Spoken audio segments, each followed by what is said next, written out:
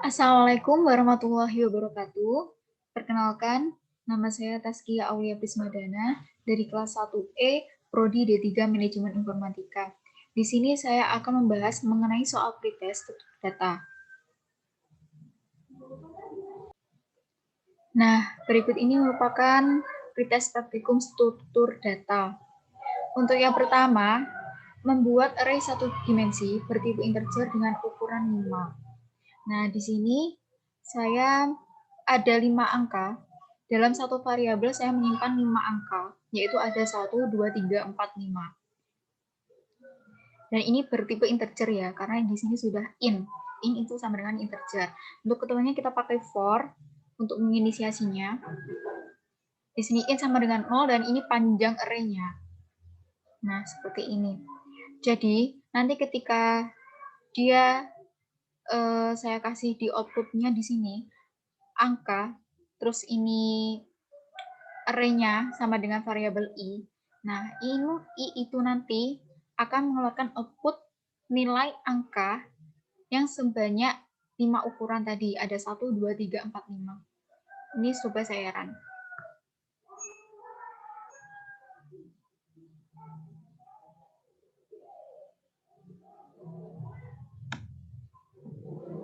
Bentar. Nah, seperti ini. Jadi 1, 2, 3, 4, 5. Di situ. Untuk yang soal kedua, sama, membuat array satu dimensi, tapi ini bertipe data string. Dan berukuran 3.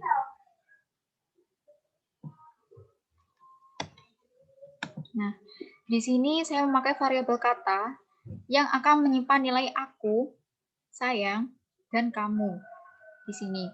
Dan saya untuk menyimpannya variabel ini, saya menggunakan variabel i seperti ini. Untuk ketentuannya sama, dan ini kata .length itu sama dengan panjang isi dari variabel kata tersebut. Seperti itu. Nanti di println out-nya, saya akan tampilkan nama variabel array-nya seperti ini. Kata sama dengan ini. Kurung tutup i. Ketika di run, dia akan menampilkan aku sayang kamu seperti ini.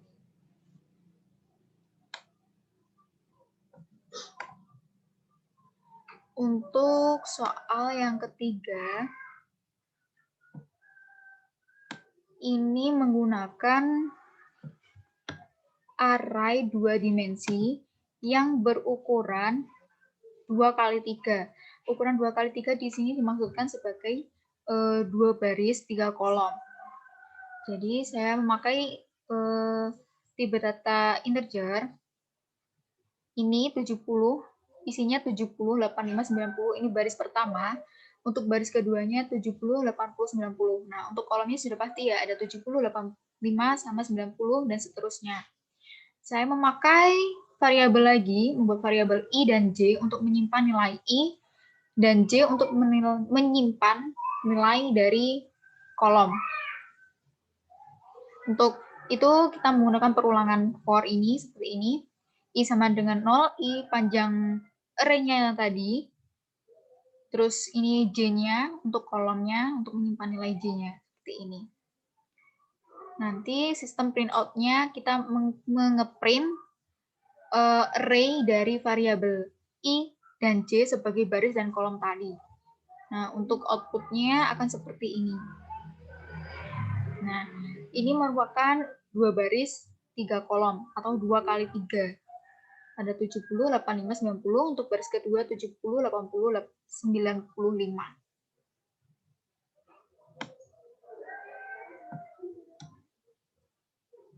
Oke, lanjut untuk soal nomor 4. Untuk soal nomor 4, sama, ini menggunakan array 2 dimensi, tetapi ukurannya 3x2. Nah, 3x2 itu berarti kita memakai 3 baris, 2 kolom. Jadi kita ada 3 baris dan ada 2 kolom. Nah, untuk baris pertama ada 70, 85, ada 75, sama 80, dan terakhir untuk yang ketiga, baris ketiga, 70 dan 80. Nah, saya membuat variabel lagi I dan J untuk menyimpan nilai dari baris dan kolomnya. I untuk baris, J untuk kolom. Kurang lebihnya sama dengan soal yang nomor 3 tadi untuk perulangannya. Nanti yang kita cetak adalah array dari variabel I dan J. Gitu. I dan J ini menyimpan dari variabel angka ini tadi yang merupakan isi dari baris dan kolom. Langsung kita run. Hasilnya sebagai berikut. Nah, ini kan sudah 2 kolom, 3 baris ya teman-teman. Ada 70, 85, 75, 80, 70, 80. Untuk soal yang nomor 5,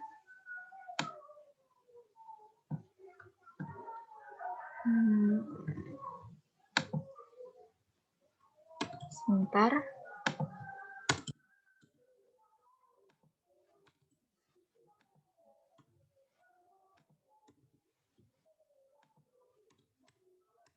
Nah, untuk soal nomor 5 itu kita diberi variabel integer, ada variabel A dan ada variabel B. Dan variabel A itu sama dengan 7 dan variabel B itu sama dengan 8. Nah, ini kita disuruh untuk menukar nilainya. Bagaimana? A sama dengan B dan B sama dengan A. Jadi nanti biar nilainya ketukar, saya membuat variabel baru lagi untuk menyimpan nilainya, yaitu saya membuat variabel C seperti ini. Nah, nanti untuk mengeksekusinya, menginisiasinya sebagai berikut. C sama dengan A. Nah, jadi C nanti sama dengan 7, A sama dengan B, A sama dengan B, berarti A sama dengan 8, B-nya sama dengan C. C kan tadi kan udah sama dengan 7 karena C sama dengan A. Jadi otomatis nanti nilai A dan B ketukar. Nah, untuk sistem print out-nya, saya menggunakan A dan 2.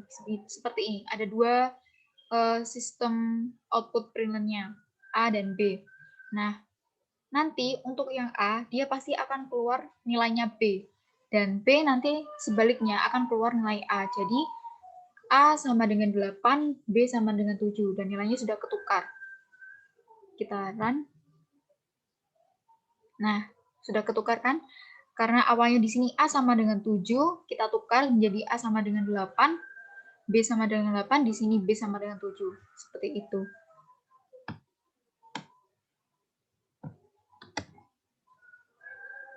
Lanjut soal nomor 6.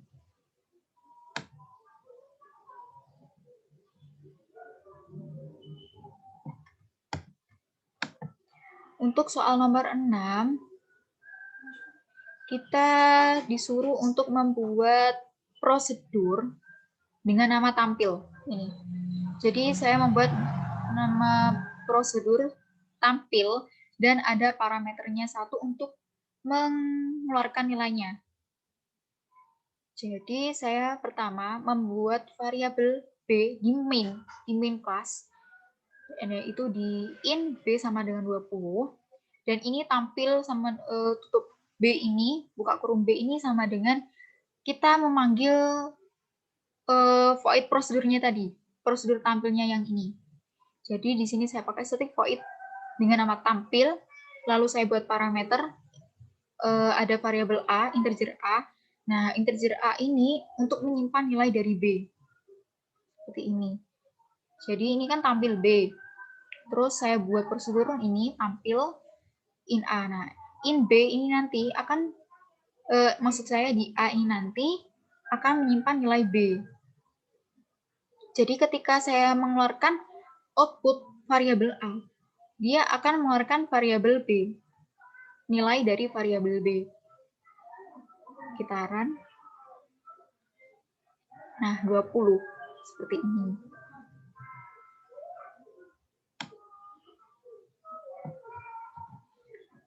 Lanjut untuk soal nomor 7.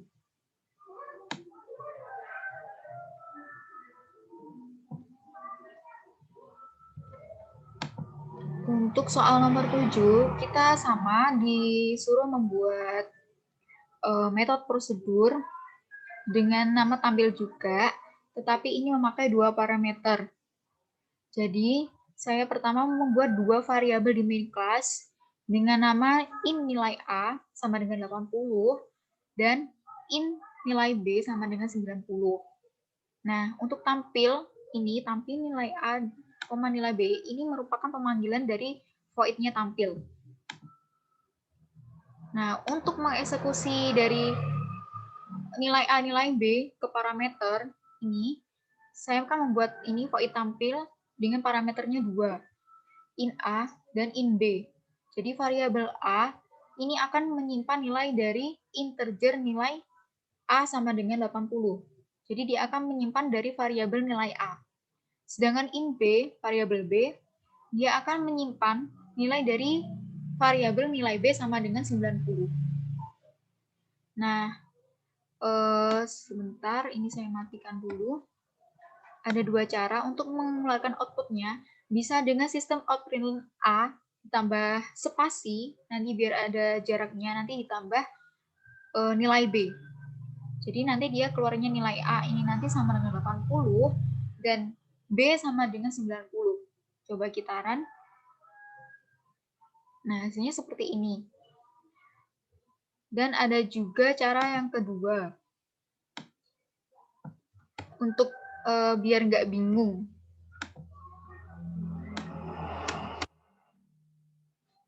Langsung dua begini, dua output. Jadi begini. Biar nggak bingung. Jadi ada dua output.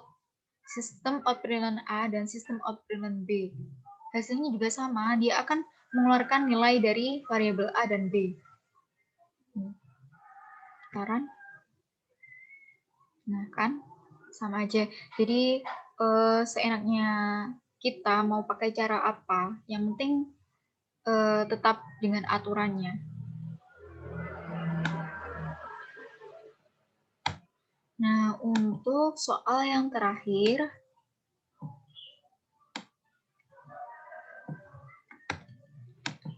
ini menggunakan prosedur dengan 3 parameter dan kita akan melakukan penjumlahan juga. Jadi parameternya nanti akan mengeluarkan penjumlahan. Di sini saya memakai 3 variabel di main class. Ada variabel pensil sama dengan 5, buku sama dengan 3, step sama dengan 2. Nah, ini jumlah sama dengan ini merupakan pemanggilan dari prosedur jumlah yang ini. Lalu saya buat prosedur static void dengan nama jumlah dengan 3 parameter, yaitu in A, in B, in C.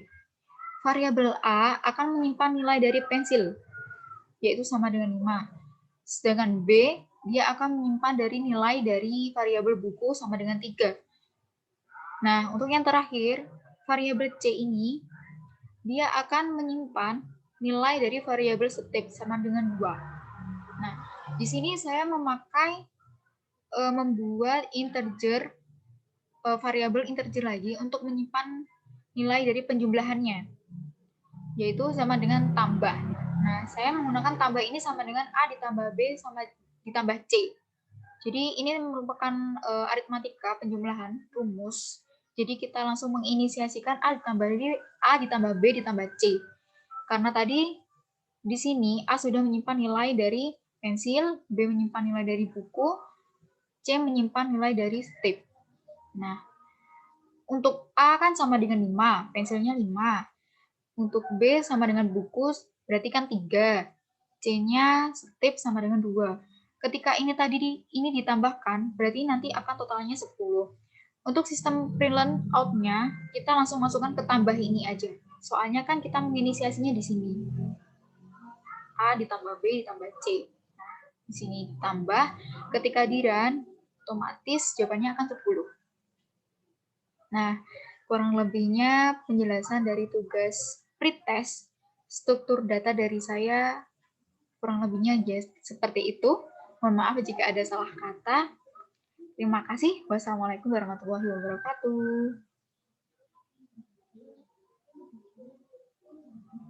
Mudah.